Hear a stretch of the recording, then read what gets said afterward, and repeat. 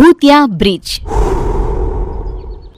मीना अपने परिवार के साथ जारूडीह नाम के छोटे से गांव में रहती थी। गांव में 12वीं तक ही पढ़ाई की सुविधा होने के कारण मीना बड़ी उदास थी। शाम को खेत से लौटकर श्यामल मीना से कहता है, मेरी लाडो रानी को क्या हुआ? इतनी उदास क्यों है? मेरे रिजल्ट आ गए हैं बाबा, 80% नंबर आए हैं मेरे। ये तो खुशी की बात है बेटी। पर मुझे आगे पढ़ना है बाबा, और गांव में तो आगे पढ़ाई की सुविधा ही नहीं है। हट पगली, इतनी सी बात से उदास होती है? मैंने इसका उपाय पहले से ही सोच रखा था। मेरी मीना शहर जाएगी और वहाँ अपनी पढ़ाई पूरी करेगी। मीना और श्यामल उसी शाम गांव के पास के बस अड्डे पर जाते हैं। धीरे धीरे शाम अपना आंचल बिछा रही थी। जरा सी रोशनी में शाम टिकट काउंटर पर टिकट लेने जाता है। भाई, शहर जाने का एक टिकट तो देना। आपको शहर जाना है? अरे नहीं नहीं नहीं भाई, मुझे नहीं, मेरी बेटी को। देखिए भैया, मैं तो आपको शहर न जाने का ही सुझाव दूंगा, वो भी जब आपकी बेटी अकेली जा रही है। वो देखिए, बस पूरी तरह खाली है, 2-4 लोग ही मुश्किल से शहर जा रहे हैं। अरे भाई, पर ऐसा क्यों? शहर जाने वाला रास्ता बुरी तरह से खराब हो चुका है और इसीलिए आज बस पुरानी ब्रिज से जाएगी। हाँ भाई, तो उससे क्या? आपको नहीं पता? अरे भाई, वो ब्रिज भूतिया है। आप ये क्या बातें कर रहे हैं अंकल? ऐसा कुछ नहीं होता। बिना कुछ सोचे समझे टिकट लेकर मीना बस में चढ़ जाती है। धीरे धीरे बस शुरू होती है, पर अचानक ही मौसम खराब होने लग जाता है। हे भगवान, सफर शुरू भी नहीं हुआ कि आत्माएं अपना असर दिखाने लगी। बस पुराना ब्रिज पार करवा देना, हे भगवान। खराब मौसम और धुंध के बीच ड्राइवर जैसे तैसे बस को ब्रिज तक ले जाता है। ब्रिज पर पहुंचते ही बस रुक जाती है। लो लो लो लो लो लो, आ गए वो। अब सब बनेंगे, सबके सब बनेंगे। अरे तुझे मैंने बोला था ना चुप रहने को, ऐसे तो बाकी सभी को डरा देगा तू। चुप हो जा। तभी सभी को बच्चों के हंसने की आवाजें आती हैं। माँ देखो ना, शिकार, भूख लगी है। माँ वो देखो।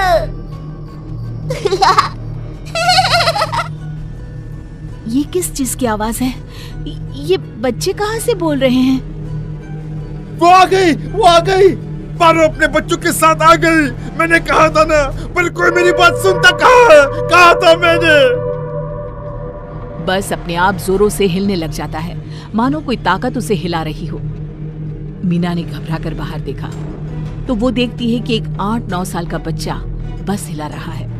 बच्चे की आंखें बिल्कुल काली, शरीर पूरी तरह सफेद। वो नजरें उठाकर मीना को देखता है। शिकार। हड़बड़ाती हुई मीना वापस बस में देखती है। बस के फ्लोर पर चलता हुआ एक अंधा बच्चा उसकी ओर आता है। मुझे माफ कर दो, मुझसे गलती हो गई। मैंने किसी का कुछ नहीं बिगाड़ा। भूत होते हैं, मैं मानती हूँ। मीना बस में चारों ओर देखती है। मोहन सोहन का चेहरा उसे कटा हुआ दिखाई देता है। हम मरे हुए हैं मीना। इस बस में तुम्हारे और ड्राइवर के अलावा सब मरे हुए हैं। हम इन बच्चों और उनकी माँ के शिकार हुए थे। भाग जाओ मीना, ड्राइवर भैया भाग जाइए। ये कहते ही मोहन सोहन के अलावा जो 2-4 लोग बस में थे सभी गायब हो जाते हैं। चलो बेटी यहाँ से भागते हैं। मैं तो काम को लेकर मजबूर था, पर तुझे क्यों आना था इस बस में? ये लोग कौन हैं और हमें क्यों मारना चाहते हैं भैया? बेटी, ये ब्रिज भूतिया है। यहाँ एक औरत और उसकी 2 बच्चों की आत्मा भटकती है। उसका एक बच्चा तो अजन्मा ही है।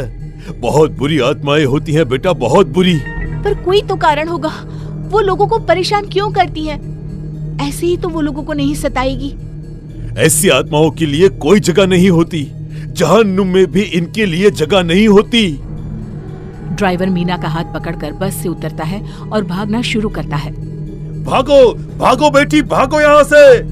तभी उन दोनों के सामने पारो खड़ी हो जाती है।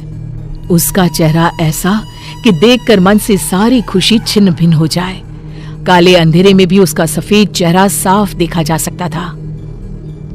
शिकार करो बच्चों, मेरे लिए सर का हिस्सा छोड़ देना। पारो के दोनों बच्चे ड्राइवर के कंधे पर कूद पड़ते हैं और उसे मारने पर उतारू हो जाते हैं। अगली बारी तेरी बच्ची। मार देना हम दोनों को, पर पहले मेरी बात तो सुन लो आंटी। आपकी ये हालत किसने की? मैं आपकी मदद करना चाहती हूँ पारो आंटी। आप क्यों भटक रही हैं? आपके बच्चों की ये हालत किसने की? भले मैं आज मर जाऊं, पर ये जान कर रहूंगी कि एक माँ इतनी बुरी क्यों बन गई। जहां ये ब्रिज है वही मेरा घर हुआ करता था। एक कॉन्ट्रैक्टर ने धोखे से मेरे घर के कागजात पर मेरे पति के सिग्नेचर ले लिए और हमारा घर गिराकर ब्रिज बना दिया। कुछ दिनों में मेरे पति की भी मौत हो गई। घर के साथ साथ घर चलाने वाला भी चला गया। गर्भवती हालत में मैं ब्रिज के किनारे ही अपने बड़े बेटे के साथ रहने लगी। फिर एक दिन एक गाड़ी की चपेट में आकर मेरी मौत हो गई। उसके बाद से मैंने कभी किसी गाड़ी को यहां से जाने नहीं दिया। अब होगा इंसाफ उस कॉन्ट्रैक्टर का, उसे जेल और आपकी आत्मा को शांति। बहुत हुआ इस मौत का खेल। शायद आज ये बस इस ब्रिज पर आपको आजाद करने ही आई है। इसके बाद मीना गांव वापस लौटकर सारी बातें अपने पापा को बताती है और ड्राइवर श्यामल और मीना कॉन्ट्रैक्टर के काले कारनामों का पता लगाते हैं और न्यूज़पेपर में छपवा देते हैं। पारो के साथ साथ उस ब्रिज में मरे हर इंसान की आत्मा की शांति करवाई जाती है और ब्रिज हमेशा के लिए आत्माओं से आजाद हो जाता है।